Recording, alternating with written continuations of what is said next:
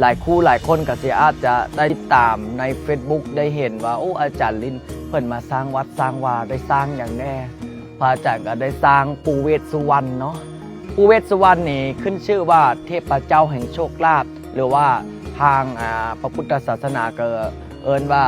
ท้าวจัตุโลกบาลเนาะท้าวจัตุโลกบาลซึ่งในประวัติในตำราใน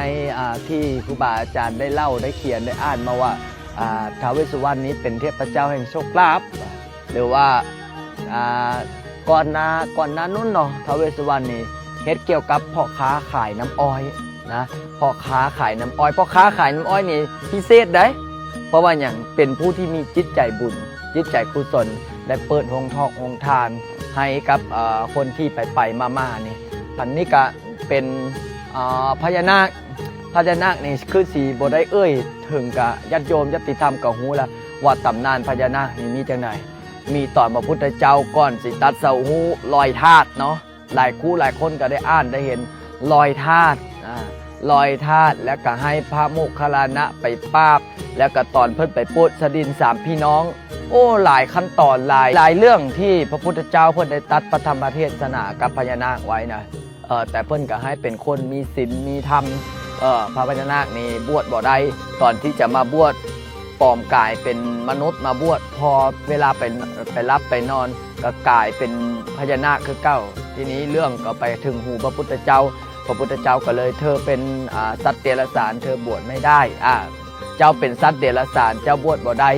ก็เลยบ่ได้บวชก็เลยว่าโอ้ข้าพเจ้านี่เป็นสัตว์เดรัจฉานแต่ศรัทธาในพระพุทธศาสนาทีนี้หลังจากนั้นก็เล่าไปเล่ามามันก็ยาวเนาะพิเศษเนาะพิเศษญาติธรรมญาติโยมทั้งหลายมื้อวันที่27นี่นะพระอาจารย์สิได้ยกยอดซ่อฟ้านี่ยกยอดซ่อฟ้าศาลาหลังนี้พระอาจารย์ตั้งใจเฮ็ดตั้งใจทำมีคณะสายบุญสายญาติธรรมได้ร่วมกันสร้างได้ร่วมกันสาได้ร่วมกันเป็นเจ้าภาพเสาเจ้าภาพกระเบื้องซีแพ็คหลังคากระเบื้องดินคอตั้งแต่ดินจี้ซีมังและก็ขออนุโมทนาสาธุบุญกับเจ้าภาพเจ้าศรัทธายอดซ่อฟ้าและก็ฐานเนาะก็คือฐานชัดของยอดซ่อฟ้าหรือว่าธรรมจักรก็มีญาติธรรมญาติโยมมาร่วมเป็นเจ้าภาพเจ้าศรัทธายอดซ่อฟ้าเมื่อคืนนี้พระอาจารย์บอกว่าเอาเด้อยอดซ่อฟ้านี่มี15ยอดญาติโยมพ่อโยมแม่โยมพี่ท่านใดอยากจะปิดยอดที่15โยมแม่ตำแหน่งก็ปิดให้แล้วยอดที่